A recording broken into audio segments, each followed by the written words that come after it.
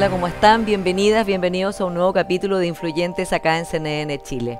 Nuestra invitada de hoy es Rosario Navarro, la primera mujer en dirigir la SOFOFA en 140 años. Con ella conversaremos sobre su mirada del mundo empresarial, de la posibilidad de acuerdo para un pacto fiscal, así como de la necesidad de lograr una reforma de pensiones y fomentar el crecimiento en nuestro país. También hablaremos de cómo piensa que se debe aumentar la inserción laboral femenina, las mujeres en altos cargos y reducir la brecha salarial. Rosario Navarro, bienvenida a Influyentes. Muchas gracias, Paula. Un gusto. Rosario, usted, bueno, es la primera mujer en presidir la SOFOFA en 140 años. Y cuando partió usted, inmediatamente puso un sello dialogante de que había que tratar de llegar a acuerdos y de construir por lo menos algunos, acuerdos fundamentales de manera de poder mirar hacia el futuro. La verdad es que en estos meses los proyectos que tenía el gobierno, tanto el pacto fiscal como la reforma de pensiones, están bastante paralizados, no se ha avanzado mucho. Para algunas personas ya están en un estado como de prácticamente inviabilidad. ¿Cómo lo ve usted y qué tan difícil ha sido poder efectivamente llegar a acuerdos en que los distintos actores, las distintas personas involucradas, instituciones, organismos puedan acordar al menos una ruta común hacia adelante? Mire, yo le voy a responder la pregunta en dos partes. Uno, primero, como gremios empresariales, yo creo que la misión primaria de un gremio es estar disponible al diálogo. Es construir puentes, porque entendemos que nosotros no somos legisladores ni colegisladores, sino que solo podemos insumar desde nuestro conocimiento. Y desde esa perspectiva, como usted manifiesta, venimos saliendo de un periodo difícil, de un periodo de pospandemia, después de un estallido social, de crisis, yo le diría, en muchos ámbitos, sanitarias, sociales, medioambientales, políticas y económicas. En contextos de crisis yo creo que la polarización es como una tónica, se tienden a dividir las posturas y como le decía, le respondo desde los gremios, tenemos que estar muy disponibles porque entendemos que como empresarios nuestra mirada es de más largo plazo. No estamos sometidos a las elecciones ni a estos vaivenes políticos. Entonces, parte de esa sensatez, de esa mirada que tenemos los empresarios de poner el futuro como un vector para el desarrollo es algo que, por lo menos a mí como persona, pero también como dirigente de un gremio, es algo que me motiva y que voy a tener siempre y estar siempre disponible. Pero también se lo voy a responder como persona. Yo siempre me he declarado una optimista racional.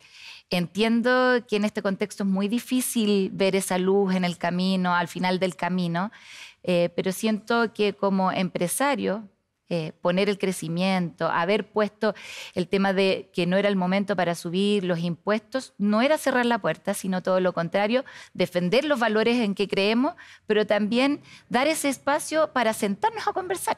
Sí. Con un conocimiento experto, pero también con muy genuino, yo creo, es el poder sentarse a conversar sobre los desafíos que tenemos por delante. Sí. Ahora, Rosario, más allá de que usted ha dialogado, bueno, fue a la gira presidencial y una gira en que además el presidente invitó a dirigentes gremiales y empresarias mujeres y fue muy interesante eso también como un gesto, ¿no? Una señal. Se han sentado en la mesa, pero hay reunión tras reunión y no se avanza hacia ningún lado. Eso es lo que hasta hoy día pasa, por ejemplo, con el pacto fiscal. ¿Está vivo todavía la posibilidad del pacto fiscal o ya digamos, ya fue? Yo creo que tenemos hartos desafíos sobre la mesa hoy. Uno de ellos es el pacto fiscal, claramente. Pero el tener muchas puertas abiertas, el tener muchas decisiones todavía sin cerrar, yo creo que dificulta enormemente el quehacer empresarial y la inversión. Si somos a lo mejor prudentes, pero también sensatos, yo creo que es el momento de ir cerrando ciertos capítulos. Usted me menciona el pacto fiscal, pero yo quiero ir un poquito más lejos. O sea, ¿qué pasa con la reforma de pensiones? Por ejemplo, que es muy importante. El tema constitucional. Sí. Yo diría que hay ciertas prioridades que desde el mundo empresarial creemos que es necesario ir zanjando, porque esta incertidumbre genera de alguna manera un clima poco propicio para generar crecimiento y valor y inversiones. Y en ese sentido yo creo que si bien la discusión del pacto fiscal hemos estado muy llanos a discutirla, hoy día no es el mejor momento para subir impuestos. Pero por otro lado, desde la mirada de qué hemos aportado los empresarios, hemos estado sí de acuerdo en el tema de las 40 horas, en también poner los 500.000 pesos como un sueldo mínimo, el royalty minero, y de alguna manera yo creo que está bastante interiorizado el 6% de las pensiones. Todo eso equivale a un aporte del mundo empresarial que, si bien no es recaudatorio, como el ministro podría decir, equivalente al 4% del PIB. Entonces, a mí a veces digo, pucha, somos tan autoflagelantes, estamos diciendo siempre los empresarios cierran las puertas. Yo creo que estamos muy disponibles a conversaciones que sean pertinentes, pero al mismo tiempo que empujen al país a vectores de desarrollo, recuperar estos 10 años de estancamiento que hemos tenido en el crecimiento. Sí. Andrés Velasco, el exministro y hoy día decano de la London School of Economics, aquí mismo en Influyentes, dijo que en su última visita a Chile que le parecía un error de los empresarios, que se los había dicho en ICARE directamente, no allanarse a un pacto fiscal ahora. Y que era realmente un momento de hacerlo. Y ese pacto fiscal, ya con lo que el ministro Marcel ha presentado, que le ha ido sacando muchas cosas, no tiene nada que ver con la reforma tributaria que se presentó, ¿no?, y que fue rechazada, tiene hartas aristas, digamos, que son que ya debiera haber acuerdo, como exenciones, elusión, evasión. Bueno, el royalty ya fue aprobado. Usted dice no es el buen momento para subir los impuestos, pero la verdad es que para los gremios empresariales tampoco nunca es el buen momento para subirlo. O sea, no recuerdo un momento en que hayan dicho, oye, ahora sí que es el buen momento de subir los tributos. Y por otro lado, los gastos sociales, que todavía están pendientes, como usted bien dijo, los requieren para mantener la responsabilidad fiscal, porque no es la idea que Chile se siga endeudando y está en un niveles de endeudamiento, o ha estado muy por sobre lo que son su trayectoria desde el retorno a la democracia. Entonces la pregunta es, cuando usted dice no estamos abiertos a nuevos tributos, ¿quiere decir que el pacto fiscal termina en lo que acabo de describir, exenciones, elusión, evasión? No, yo creo que las discusiones que hemos tenido con el ministro, y valoramos enormemente el que se haya puesto el crecimiento como el principal vector de desarrollo, entendiendo que también hay hartas cosas que se pueden hacer hoy. Que tienen que ver con la eficiencia del gasto público, que tienen que ver con ciertos habilitadores para volver a recuperar la senda del crecimiento. Tuvimos una muy buena reunión hace algunas semanas donde pudimos hablar de cuáles son esos habilitadores. Para nosotros está el principal habilitador, la seguridad. Es una preocupación ciudadana, es una preocupación de las empresas, también de los inversionistas. Un segundo como habilitador, yo le diría, es la certeza jurídica, el tener todas estas ventanas abiertas y no estar cerrando, pero también los 300 trámites que están en evaluación. El otro día leía en el diario a Rasmilitz que decía que un proyecto minero tiene más de 4.000 permisos, claro, que tiene que pedir. Denominado la permisología. La permisología, o que a veces tardamos más de 4 años en todos los trámites que hay que hacer para poder poner en marcha una operación. Entonces, también ese vector hay que ponerle un foco, que son los habilitadores. Y el tercero, le diría yo, ¿cómo hacemos que todo el contexto que tiene que ver con los tributos, o la cancha tributaria, le digo yo, sea competitiva? Hoy en día, invertir en otros países vecinos a veces es mejor que invertir en Chile. La tasa impositiva, el 27% que pagan las empresas del impuesto de primera categoría en Chile, es altísimo comparado con países OCDE. Pero también, si usted dice cuáles son las reglas del juego que tiene un inversionista chileno versus un extranjero, nosotros terminamos pagando entre impuestos de primera categoría y impuestos a las personas casi un 44% de impuestos versus un inversionista extranjero que tiene una tasa del 35%. Entonces, son esos también temas de discusión que hoy día debemos poner sobre la mesa antes de pensar en aumento tributario. Pero usted me decía, ¿pero en qué otras cosas podrían llegar a acuerdo? La eficiencia del gasto público. ¿Cuánto podríamos ahorrar si el Estado fuera más eficiente? Entonces yo creo que todavía hay muchas cosas que podemos discutir. Le hemos manifestado al ministro que estamos disponibles y él a veces medio en talla me dice, sí, yo entiendo cuando usted me dice, no es hoy el momento, pero eso significa que nunca es el momento. No, yo creo que en la medida que Chile recupere la senda del crecimiento, vamos a tener otro contexto sobre el cual discutir.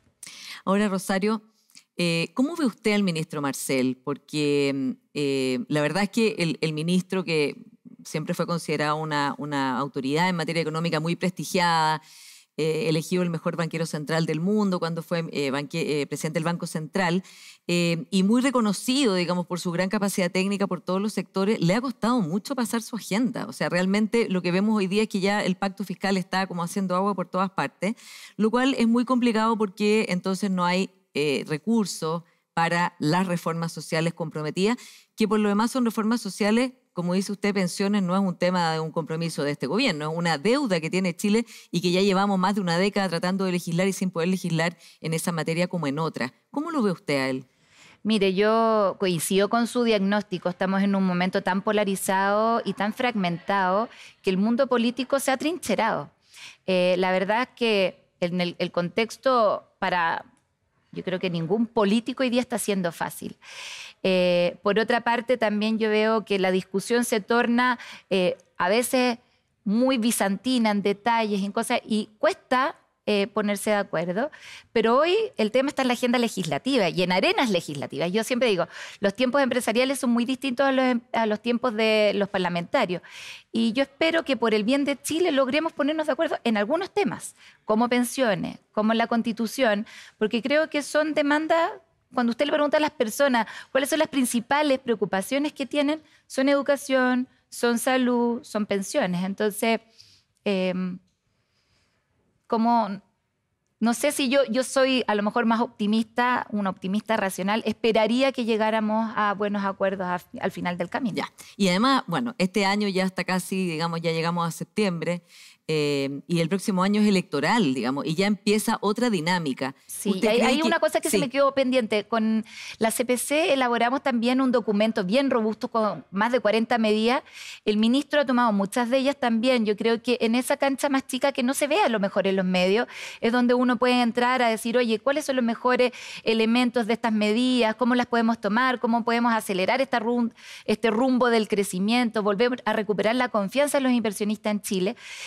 Cuando usted sale del país y mira cómo lo miran desde afuera los inversionistas, Chile sigue siendo un país lleno de oportunidades. Tenemos hoy día, no sé si ha leído The Economist, pero menciona a Chile como el principal país de las materias primas para la transición energética. Tenemos cobre, tenemos litio, tenemos tierras raras, tenemos un talento además en Chile que es tremendamente importante. Además tenemos industrias muy sofisticadas en Chile, las forestales, las mineras, las mismas industrias tecnológicas. Entonces, desde afuera a veces nos dicen son tan autoflagelantes. Chile es un país muy potente para ir a invertir. Y si además usted se compara con los países vecinos, respetan las instituciones, tienen las reglas del juego claras. Entonces, a veces hay que salir y volver a mirar al país con un poquito más de optimismo, más cariño y también dándose cuenta de los grandes habilitadores que tenemos por delante. Rosario, en ese sentido, ¿qué cree usted que sería algo concreto que se puede hacer para destrabar esta parálisis, digamos, en que las reformas no avanzan para ninguna parte y que al revés lo que se ve son solo disputas, peleas, adversarialidad, polarización? Y se lo pregunto en concreto porque ya son muchas reuniones entre la SOFOFA, la CPC, con el ministro Marcel, con el presidente, después con los parlamentarios, pero la verdad es que el avance es como muy, muy bajo, salvo que haya, no sé, mucho pasando bajo cuerda que uno no sepa. Yo creo que el principal factor es sentarse con voluntad genuina de dialogar. Yo creo que hay muchos ojos puestos críticos en las élites intelectuales, económicas y políticas, y la pérdida de confianza en gran parte es porque sienten que no nos ponemos de acuerdo. Entonces yo creo que como sector privado, desde el estallido social a hoy, hemos medido la confianza. Claramente seguimos teniendo bajas tasas de confianza, pero a mí hay ciertas cifras que me alegran el poder ver que antes del estallido social y hoy hay ciertos lugares que hemos recuperado en la construcción de confianza. El acercarnos a nuestros trabajadores, espacios de diálogo genuino, que no sean solo para negociar, sino porque de verdad quiero saber en qué están nuestros trabajadores. Pudimos percibir qué dolores concretos tenían.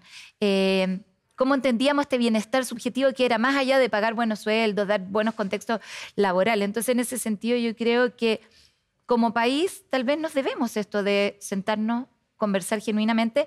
Y yo creo, de verdad, que estar en desacuerdo también es algo válido. Sí. Manifestar cuáles son los valores empresariales en los que nosotros creemos y mostrar que eso no están tan lejanos de la ciudadanía. Cuando yo digo la voluntad de levantarse temprano, por emprender, porque encontré un desafío, una oportunidad que puedo ir a resolver haciendo una empresa nueva, es algo tan propio del empresario, sí, y que yo creo que muchos chilenos también comparten. Rosario, usted hablaba del estallido social y de toda la reflexión que había gatillado también dentro de las empresas, ¿no? Como, bueno, cómo nos hacemos cargo también de todo esto que se ve en el estallido social. El Fondo Monetario Internacional dijo que, haciendo su análisis de Chile, que persistía el riesgo en Chile debido a demandas sociales insatisfechas, ¿no? Acabamos de hablar de la reforma de pensiones. ¿Usted cree que es importante abordar en este espacio de tiempo que queda, en este gobierno, no esperar a otro ciclo electoral, esas demandas sociales, tal como el Fondo Monetario está diciendo que si no son fuente de inestabilidad y de riesgo? Yo creo que hay demandas muy válidas que hay que resolver. Una de ellas es la educación. Nosotros como sector privado estamos sumamente comprometidos y como gremio también con la educación, algo que yo creo que debe estar en el corazón no solo de los empresarios, de todos los actores sociales. La política tiene algo que decir sobre la educación, pero desde el mundo privado tenemos que ser conscientes que cada acción, cada paso que vamos dando tiene un impacto en la comunidad, en la sociedad y en el entorno. Y de esa perspectiva, tampoco tenemos que estar nosotros como sector privado llamados a resolver todos los desafíos, pero sí somos un factor bien importante para resolverlo. Cuando usted dice cómo nos relacionamos con las comunidades, cuánto nos estamos haciendo cargo de recapacitar o reconvertir laboralmente a los trabajadores que van a quedar sin pega a lo mejor por las disrupciones tecnológicas, o cuál es el vínculo temprano que podemos tener con la educación TP. Son desafíos que yo creo que las empresas sí podemos hacernos cargo. Yo siempre hablo de este rol medio ambidiestro que tienen los gremios empresariales. Uno es el incidir en la buena política pública, pero hay otro bastante importante que es donde tenemos un músculo más desarrollado, donde podemos decidir. Y en esas decisiones, cómo nos relacionamos con las comunidades, cómo estamos trabajando con las escuelas y liceos que tenemos cerca, cómo estamos tensionando para que el sector al que representamos tenga reglas del juego superiores a lo mejor a las que nos han puesto las normas.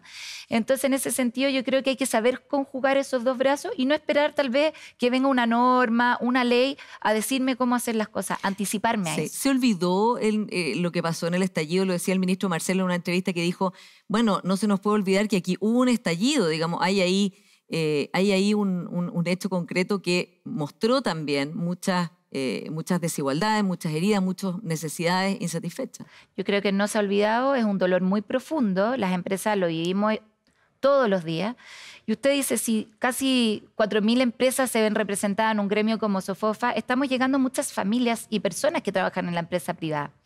Yo creo que no lo hemos olvidado, que está muy presente hoy día en la toma de decisiones, en cómo abordamos el trabajo, si es híbrido o 100% presencial. Pero me refiero no solo a los empleados, como en la sociedad, o sea, con Chile y sus necesidades sociales en general, digamos, de la población, como pensiones, como educación, como seguridad, como listas de espera en los hospitales, que son justamente lo que quiere financiar el pacto fiscal. Yo creo que no lo hemos olvidado y si usted se remonta a las conversaciones que se tuvieron en ENADE, hubo concretas aportes de cómo los desafíos públicos se pueden resolver desde la mirada privada. Ahí las listas de espera en vínculos virtuosos como con las mutuales y el sector público de salud, o lo mismo que le manifiesto en temas de educación, o cómo estamos trabajando en enseñar temas de ahorro para que las personas sepan ahorrar para la vejez y no necesariamente estar esperando en el tema de pensiones. Pero también yo creo que el mundo privado puede aportar y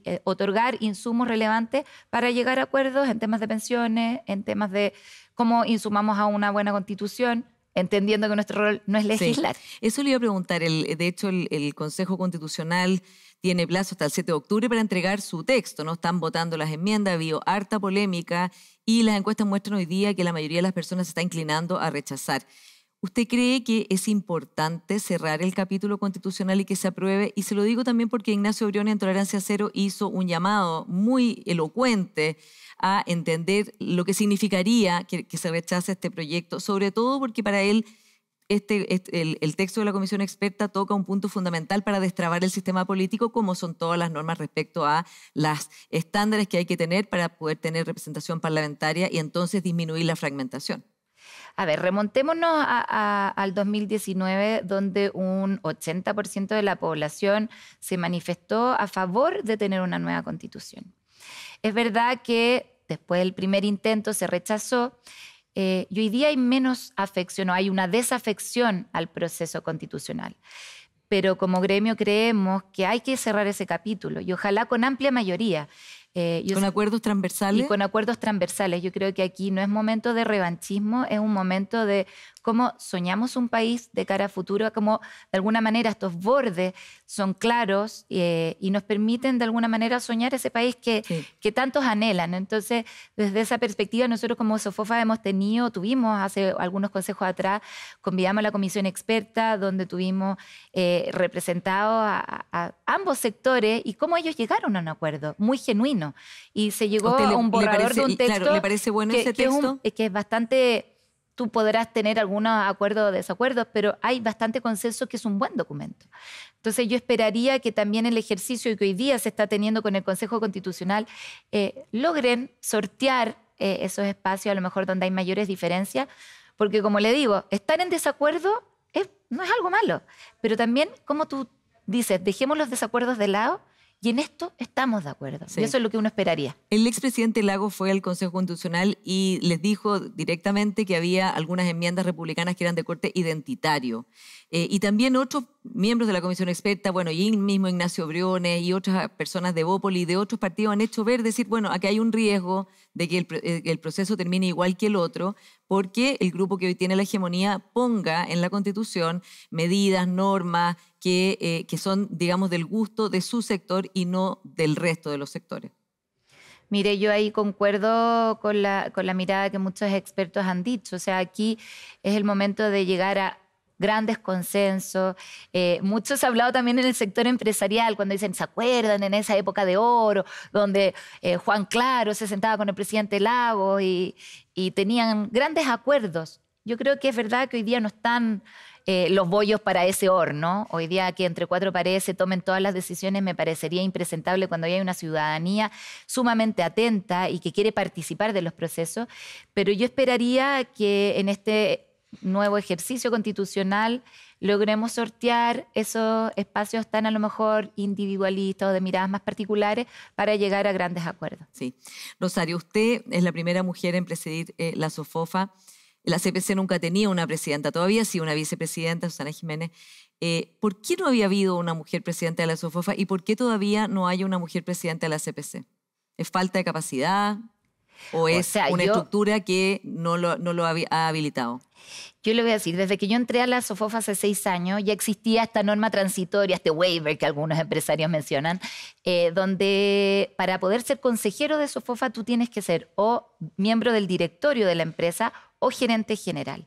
Entendiendo que en este tránsito, donde Chile todavía está muy rezagado en la participación laboral femenina, nosotros tenemos una de las tasas de participación laboral femenina más bajas de Latinoamérica, ni siquiera estamos comparando con países europeos, hay un desafío tremendo de cómo abrazamos, yo diría, como los principales 3 vectores para lograr que haya mayor inclusión laboral femenina. 1, mayor participación, porque tasas del 51% siguen siendo muy por debajo y además porque sabemos que por un punto que crecemos en participación laboral femenina, el PIB per cápita aumenta 0,5%. Entonces, y además no hay por que la pobreza tiene cara de mujer en Chile, ya lo mostró la encuesta que hacen. Los 2 deciles más pobres son mujeres y niños. niños. Sí.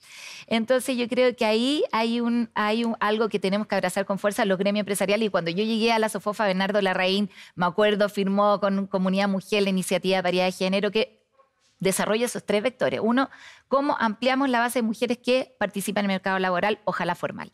2, cómo acortamos la brecha salarial. Y 3, cómo tenemos más modelos de mujeres en altos cargos de liderazgo, porque son esas mujeres las que inspiran a otras a entrar.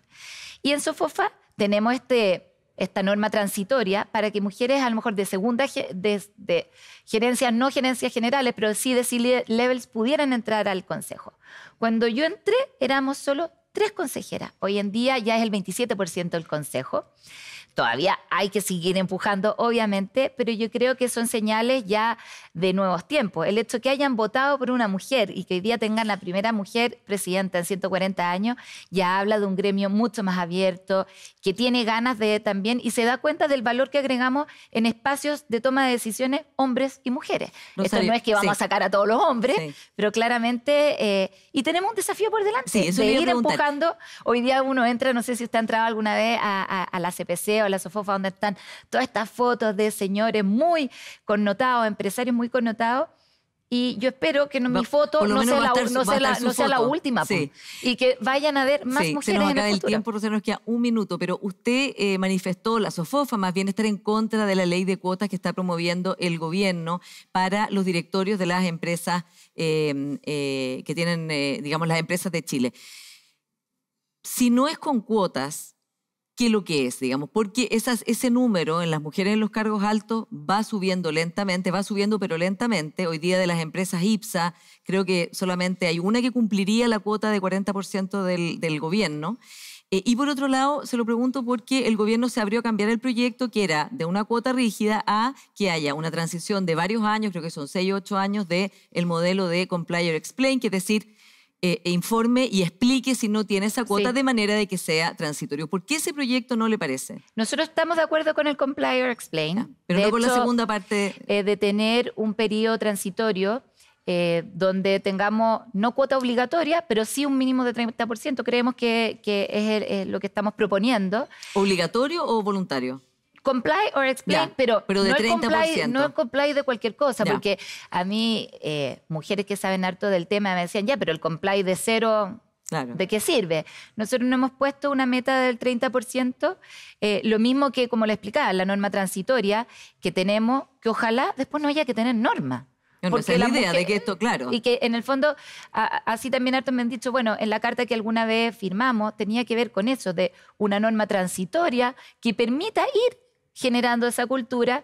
Es difícil porque los directorios en Chile son impares, entonces también hay que tener cuidado con cómo se lleva eso y tampoco pasar a llevar la libertad de los empresarios de poder elegir a la persona más idónea. Entendiendo que hay muchas mejores mujeres idóneas, entonces yo creo que el 30% hoy día en el Comply or Explain es una buena medida porque también no es bueno generar una resistencia interna. Esto en cambio ha sido consensuado, el gremio está de acuerdo y creemos que es una buena medida para ir empujando en este periodo mayor participación de mujeres. Y que sea usted, como dice, no la única foto que haya, sino que lleguen muchas que más. se le abran la puerta a muchas más mujeres capaces que, por supuesto, podrían ocupar cargos muy importantes en Chile.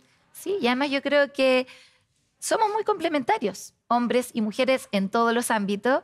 Yo en este proceso de triada con Óscar y con Gonzalo, la verdad es que nos hemos complementado muy bien, cada uno en sus distintas canchas, en sus distintos ámbitos, pero la verdad es que he tenido 3 meses intensos, de muchos desafíos, pero también de camaradería muy profunda, así que me he sentido muy bien acompañada. Rosario Navarro, vamos a ir a una pequeña pausa comercial y vamos a seguir conversando acá en Influyentes sobre todas estas materias y también sobre innovación, tecnología y la reforma de pensiones. Vamos a una pausa y ya seguimos acá en Influyentes de CNN Chile. Espérennos.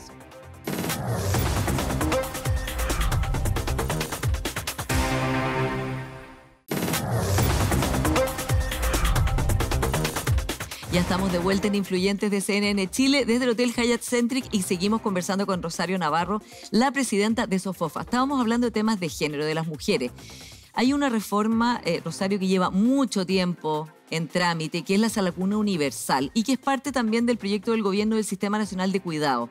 ¿Qué importancia le dan desde SOFOFA a esto? Porque sabemos que una de las razones por las cuales las mujeres no pueden trabajar justamente es por las labores de cuidado no remunerado que tienen que hacer de niños, de enfermos o de personas mayores en su familia.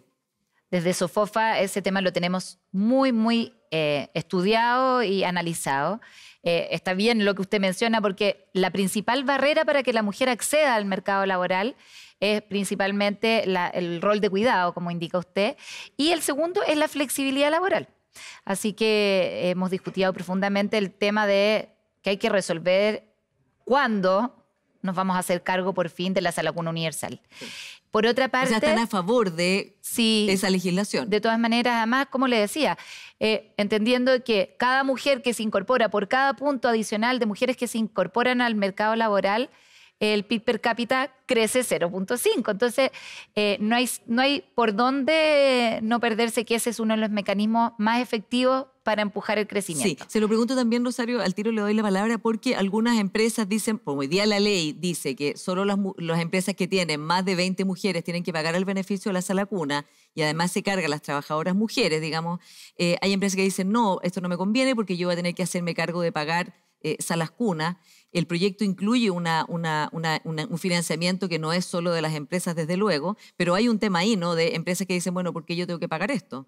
Yo creo que hay que tener harto cuidado que esto no sea un mecanismo que encarezca contratar a mujeres. Hay que evaluar muy bien cómo se entiende esto de la sala cuna universal.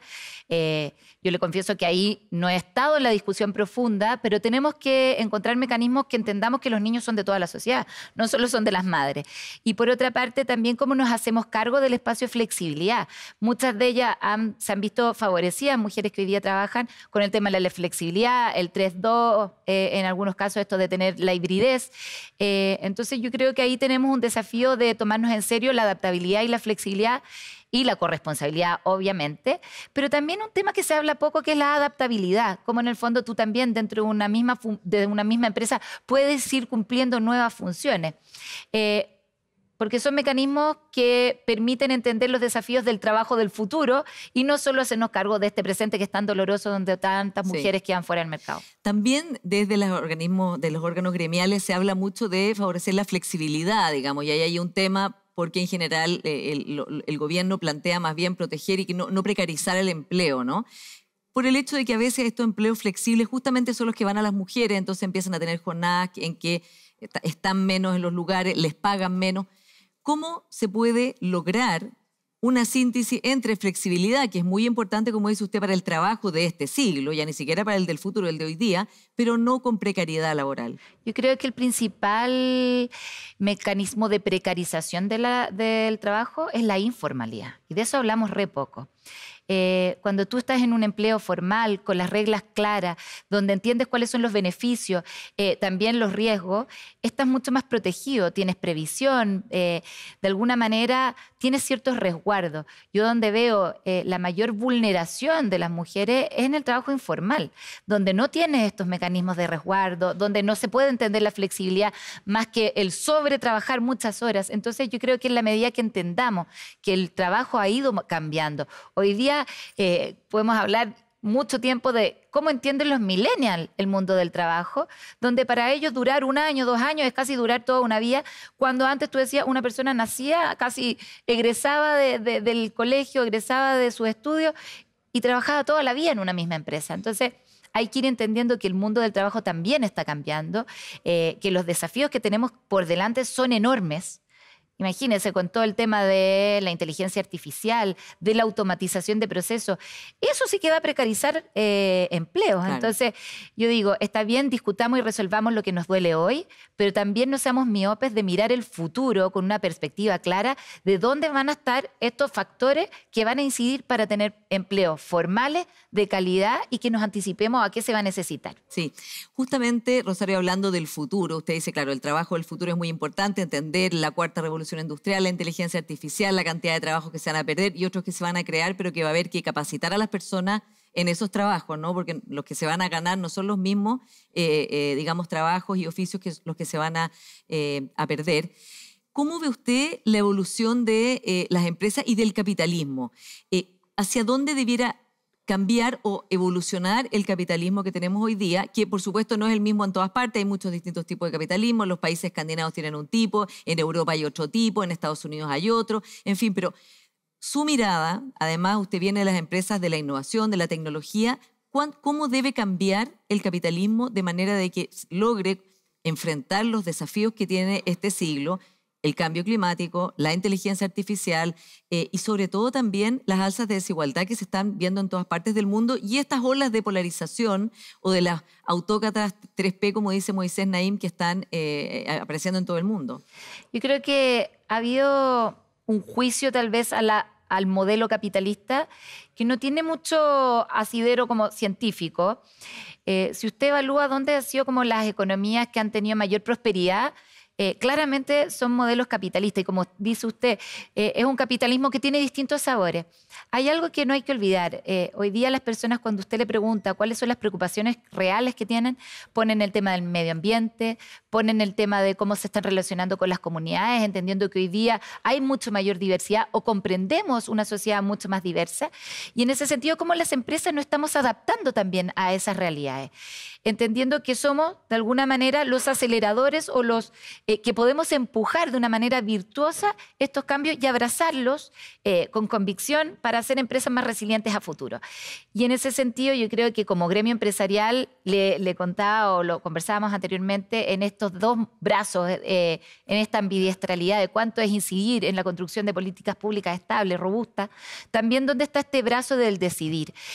Nosotros en la SOFOFA tenemos un comité muy activo de evolución empresarial sostenible, porque entendemos que los desafíos que estamos viviendo a veces ni siquiera están normados, ni siquiera alguien le ha dado los bordes. Como la inteligencia artificial, de hecho. Y en ese sentido, las empresas viviendo en este contexto tenemos que estar anticipándonos constantemente. Pero para anticipar también hay que medir, hay que ver dónde están las mejores prácticas. El World Economic Forum pone ciertos temas sobre el tapete. ¿Cuánto nos estamos haciendo cargo del cambio climático, de medir emisiones o cómo nos vinculamos con la ciudadanía, con nuestras comunidades? Pero también yo creo que tampoco podemos caer en esta mirada histérica del sobrecumplimiento de los ODS, porque el cumplimiento tiene que encarnarse. Ya, ¿cómo una sería esa empresa mirada no histérica? puede, la mirada histérica yo le digo como que tener este checklist y decir, cumplo, solo con reportar. Los ODS son los Objetivos de Desarrollo Sostenible de Naciones Unidas. Sí, entonces yo digo, lo que nos pasó en el pasado con ¿se acuerda la responsabilidad social empresarial? Hoy día podemos caer en lo mismo con los Objetivos de Desarrollo Sostenible. Si bien hoy día el mundo privado y el mundo público entienden los 17 objetivos, donde hemos puesto foco en la educación, en la equidad de género, eso no basta solo con declararlo. Esto hay que encarnarlo y para poder encarnarlo, las empresas tenemos que entender que tiene que ser parte del propósito. Y yo siempre pongo ejemplo, una empresa que, no sé, hace zapatos, tal vez no tiene por qué hablar de digitalización, porque su negocio sigue siendo totalmente análogo de un diseño hecho a mano, donde todavía la manufactura está hecha con maquinarias, pero donde el componente digital o a lo mejor tecnológico no ha ingresado. Entonces, tiene que ponerse objetivos que sean medibles y que estén relacionados con el core de su negocio. Entonces, por eso digo como que no hay que caer en esta cosa histérica de que tengo que cumplir con todo. Alguna vez leí el caso de Volkswagen, que tenía su reporte de sostenibilidad totalmente impecable, pero a la hora de medir emisiones habían falseado ciertos instrumentos. Entonces, usted dice, ¿de qué sirve adherir a los objetivos de desarrollo si por otra parte voy a encontrar el bypass? Y por eso nosotros en SOFOFA creemos firmemente que no es one size fits all, o sea, que un zapato le queda a todos, sino que uno tiene que decir, yo me voy a poner estas metas, esas metas tienen que estar alineadas en el propósito, pero al mismo tiempo tengo que tener indicadores claros y muy medibles para ver si estoy cumpliendo o no. Sí. Y en ese sentido usted puede decir, mire, hay empresas que pueden medir sus emisiones, hay otras que no tienen emisiones, hay empresas que pueden estar muy relacionadas con una comunidad, hay otras que operan en un entorno totalmente ciudadano que no tienen un vínculo con la ciudadanía o con las comunidades aledañas. Entonces, en ese sentido, yo creo que más que cumplir con este checklist, hay que encarnar en el propósito de hacer buenas empresas. Sí. Y justamente hablando del futuro, Rosario, que estamos ya entrando en esa conversación y quiero que hablemos también del futuro de la tecnología y la innovación en la sociedad y no solo en las empresas. Pensando en el futuro, uno de los grandes desafíos va a ser justamente el tema de sociedades en las cuales va a haber muchas más personas mayores de edad que jóvenes, ¿no? La tasa de natalidad chilena es la más baja, se publicó hace 2 semanas y es la más baja de la historia, ¿no? 1,3 hijos por mujer, que está muy lejos de la tasa de reemplazo y entonces los sistemas de pensiones van a colapsar. En Chile ya tenemos ese problema. Antes hablábamos de las reformas que eran importantes y usted decía, bueno, que ya habían internalizado los empresarios las 40 horas, el salario mínimo de 500.000 pesos, ¿también está internalizado que va a haber una cotización adicional de 6%? Yo creo que eso lo tenemos bastante interiorizado. Si usted me dice en el mindset de los empresarios, ese monto ya está. O sea, lo entendemos como un costo empresa y que todos están dispuestos a que eso ocurra. Entendiendo que hoy día las pensiones hay que mejorarlas. O sea, eso es un desafío real. Y de la gente de hoy, que hoy tiene pensiones. Y yo ¿no? digo, porque la PGU vino a resolver el problema de los deciles a lo mejor más rezagados. pero entendiendo que el desafío de las pensiones también atañe a la clase media. Entonces, en ese sentido, yo creo que es un desafío que tenemos que resolver también desde el mundo empresarial, entendiendo, no voy a entrar en los detalles del guarismo, pero creo que es muy importante que lleguemos a un acuerdo y yo creo que ahí en el mundo empresarial podemos tener bastante acogida. Y por otra parte, usted me menciona como los desafíos del futuro, de cómo una población que envejece, cómo entendemos también cosas que a lo mejor no han estado sobre el tapete, la edad de jubilación. Por otra parte, si bien en Chile con el tema migrante tal vez va a haber un repunte en la tasa de natalidad, a mí me preocupa que entendamos que hoy día una persona a los 60 años sigue siendo sumamente activa, intelectualmente activa, que también puede, no sé, emprender y hasta desarrollar empresas nuevas. Entonces, no desaprovechemos ese talento. Así como decíamos antes, el tema del talento femenino, no desaprovechemos el talento mayor, que tiene mucho que aportar todavía a la economía. Y por otra parte, también cómo nos hacemos cargo de desafíos aún más complejos que tienen que ver con la tecnología. El año pasado usted sabe que en el mundo se crearon más de 100 millones de empleos en rubros de la tecnología. Y en Chile no estamos haciendo esas preguntas, estamos diciendo a qué lado del desarrollo queremos estar, de los que crean empleo o los de que destruyen empleo. Entonces, en ese sentido, muchas veces yo siento que hemos sentado un poquito palco y esperamos que nos llegue algo como desde afuera y nos venga a decir, aquí está la varita mágica para resolverlo. Pero de verdad, en Sofofa estamos haciéndonos esas preguntas. Sí. Quiero, antes de ir al tema de la tecnología, Rosario, preguntarle por pensiones. Usted dice, más allá del guarismo, ahí estamos parados hoy día en el guarismo, porque ya hay consenso en el Parlamento de que sea 6%, que es necesario subir la cotización, pero entre 3, 4 y 2 o 6% entero las cuentas individuales, como está planteando algunos personeros de Chile Vamos. ¿Usted qué llamado haría, más allá de que no se quiera casar con un número, respecto del problema de fondo que es, como usted dice, subir las pensiones ahora? Yo creo que la realidad es que las personas necesitan que suban las pensiones hoy, no en 20 años más.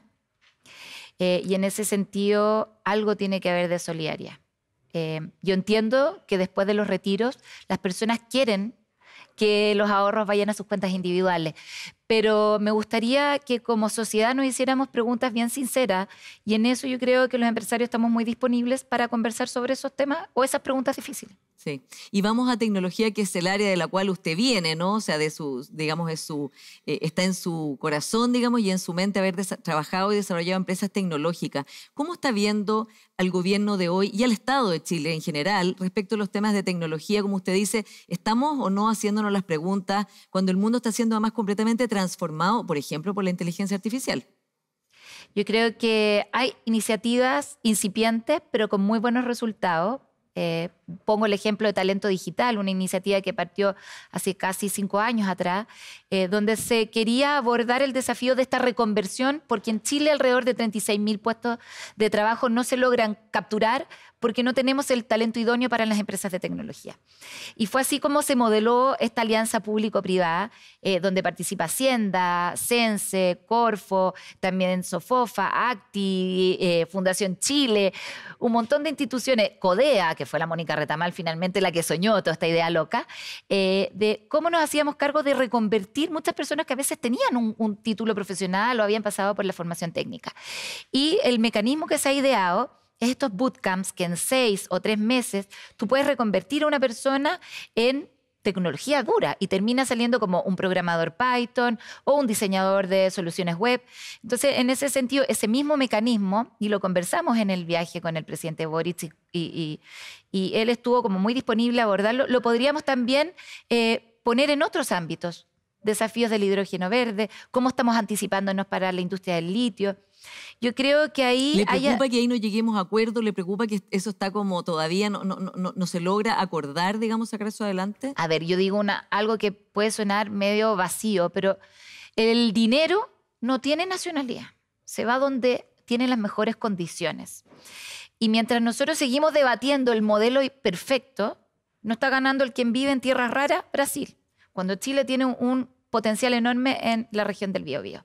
En el tema del litio, ya Texas está, o no sé, China tiene todavía el desarrollo del litio. Ya no aparecemos en los países prioritarios para el desarrollo de la industria del litio. Y el hidrógeno verde también no están ganando el quien vive. Entonces, mientras nosotros seguimos modelando la definición perfecta, otros lugares están ganándonos el quien vive. Entonces yo digo, dejemos de discutir, pongámonos las pilas, desarrollemos la industria, además industrias que ni siquiera han sido creadas. Entonces, ¿por qué no elaboramos estos testbeds de prueba donde podemos poner en marcha, vemos si la industria funciona o no, y de ahí nos ponemos más sofisticados? Y por último, el gobierno decidió no participar de este proyecto israelita de conjunto para explorar el lado oscuro de la Luna en una nave nodriza, en un vuelo no tripulado, en el cual iba a haber transferencia tecnológica, que ingenieros chilenos pudieran trabajar allí y, un detalle simbólico no menor, poner una bandera de Chile también ahí en esta expedición. ¿Cómo ve usted esa señal? Yo creo que el mundo del conocimiento y la ciencia nos abre enormes puertas. Cuando usted ve la relación empresa-academia, es sumamente virtuosa. Lo vimos cómo se resolvieron temas en el periodo del COVID, aceleramos vacunas. Cuando usted está viendo mecanismos que sean más eficientes y efectivos a la extracción de ciertos materiales, no sé, con las escorias de cobre se pueden hacer pavimentos. O sea, el potencial de unir el mundo del conocimiento y la ciencia con el mundo de la empresa para resolver desafíos públicos es enorme. Entonces, yo creo que ahí nos farreamos un buen espacio de exploración, de experimentación y además con algo tan bonito que podría significar para los niños volver a mirar el cielo. Yo creo que sí dimos paso por el otro lado muy positivo en la relación que estamos abriendo con el CERN. Me tocó ir Sí, porque fueron en el viaje presidencial. Sí, me tocó ir y ver cómo funciona, cómo está lleno de investigadores y científicos chilenos, no solo investigando, sino desarrollando tecnología para el CERN y que esa tecnología después se trae de vuelta en las bobinas que hoy día se están usando, no sé, pues en un escáner o en motores. Entonces usted dice, el mundo del conocimiento es acelerado, no tiene stop. Y nosotros tenemos que estar mirando con perspectiva de futuro, porque una economía pequeña como la nuestra tiene un potencial enorme de reconvertirse. Rosario Navarro, muchas gracias por esta conversación en Influyentes. Muchas gracias a ti. Y a ustedes, como siempre, muchas gracias por su sintonía y nos vemos el próximo domingo.